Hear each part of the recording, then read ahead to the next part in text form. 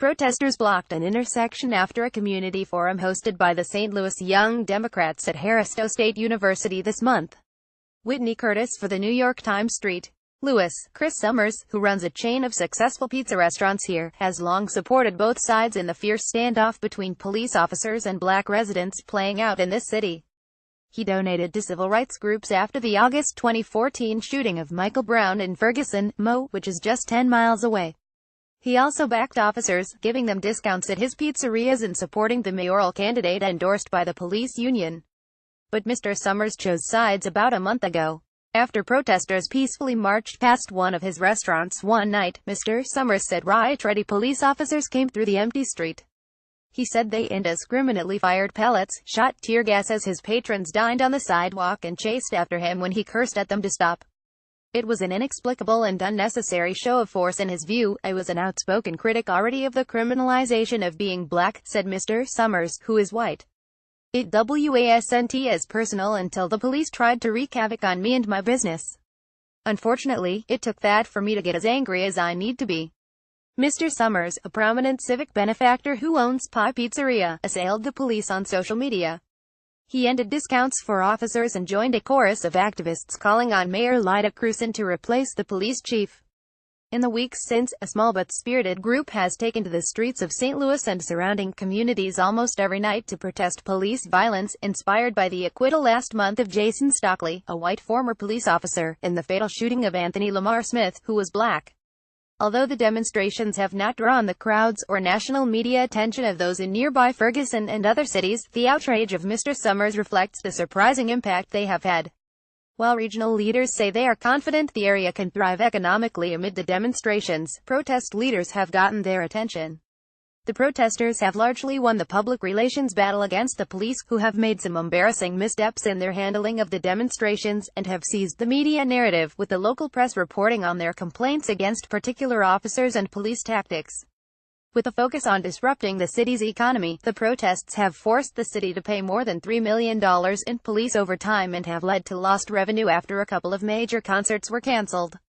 Demonstrations, or even just the fear of them, have prompted grocery stores and malls to temporarily close. And some wonder whether the unrest will harm the region's bid to lure the new Amazon headquarters. State Representative Bruce Franks Jr., right, and other activists in St. Louis observed a moment of silence for Anthony Lamar Smith. Whitney Curtis for the New York Times. Since the protests started, Ms. Krewson, who came to the mayor's job this year lacking a reputation as a racial justice advocate, has vowed to work quickly to enact police reforms and address racial inequities. She has publicly criticized Lawrence O'Toole, the interim police chief she selected, and questioned the tactics his officers employed during the protests, calling for an independent investigation into allegations of brutality, a call that Chief O'Toole joined. Joe Reagan, the president of the St. Louis Regional Chamber of Commerce, who is white, published an opinion piece in a local African-American newspaper urging swift police reforms to help the region's economic health, and voiced support for an investigation. I think people are nervous about irreparable harm to the civic identity, said the Rev. Starsky Wilson, a co-chairman of the commission created in the aftermath of the Ferguson shooting. If nothing else, said Mr. Wilson, who is black, the persistent protests should alert cities nationwide that people will not be satisfied by endless commissions and policy proposals that do not result in action. They'll be back if you don't take seriously their concerns, he said. Still, demonstrators are not declaring victory. For as much as they have gotten Ms. Krewson's attention, she has not heeded one of their loudest demands, to immediately replace Chief O'Toole, who is white, with a chief they believe would work better with the community. Many of the changes they are asking for, more robust civilian oversight, a more diverse department, bridging racial inequalities, are fixes that will take time. And many familiar racial divisions remain. At a recent St. Louis County Council meeting over police pay raises, the pro-police crowd was largely white, applauding those who spoke in favor of officers but remaining silent when others advocated reforms. We haven't seen any real, tangible, systemic change at all, from how the police are allowed to police us to how they're allowed to engage with us during protests, said Doraba Shakur, a 27-year-old black man, as he marched alongside a group of about 50 protesters on a recent evening with an AR-15 rifle slung over his shoulder. But we're not done. There have been protests nearly every day since the verdict in the Stockley case on September 15. The core group organizing the demonstrations cut their teeth in Ferguson and say they have adjusted their strategy based on their experiences there. Demonstrators have taken to the streets almost every night to protest police violence, inspired by the acquittal last month of Jason Stockley, a white former police officer, in the fatal shooting of Mr. Smith, who was black. Whitney Curtis for the New York Times. They focus on protests that cause economic disruption, often targeting white neighborhoods. We are bringing it to the doors of people who do not have to live this life and just giving that little bit of uncomfortableness, said Lachelle Akerin-Getter, a protest leader who is black. Now you understand what we as black folks feel and why we are out here. The demonstrations employ an element of surprise to throw off the police. They have attracted a diverse crowd and word is spread by live streaming demonstrations online. Ferguson, we were driven off passion, anger. We were just flat out mad, said Bruce Franks Jr., a state representative who is black, and who began his activism in Ferguson. Now we're mad, we're still passionate, we're still angry.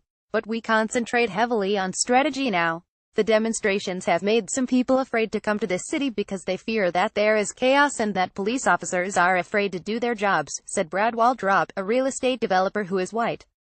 Mr. Waldrop is skeptical that the attempt by protesters to apply economic pressure will lead to broad reforms, because of all the municipalities and counties in the region that operate independently.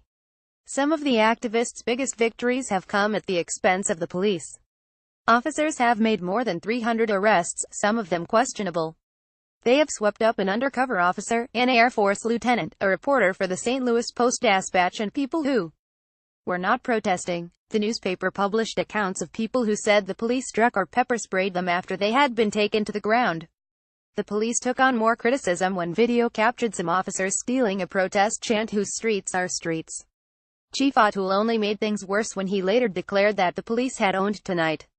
And many were outraged at a photo that showed a suburban police officer with his hand around the throat of an elderly black woman during a demonstration in a shopping mall. The episodes have eroded trust in a force already struggling to improve community relations in a city trying to rein in its high murder rate, residents said. The police department has taken a black eye, said Heather Taylor, a police sergeant here who is president of the Ethical Society of Police, the union representing black officers. I think we've earned it. Ms. Cruson, who is white, made the unusual step of publicly criticizing her chief, calling his remarks inflammatory. She requested that the Justice Department investigate allegations of officer misconduct. In their response, I hear them louder, Ms. Cruson said of the protesters. I understand them better because we're living this day to day. Follow John Elligan on Twitter at Jelligan.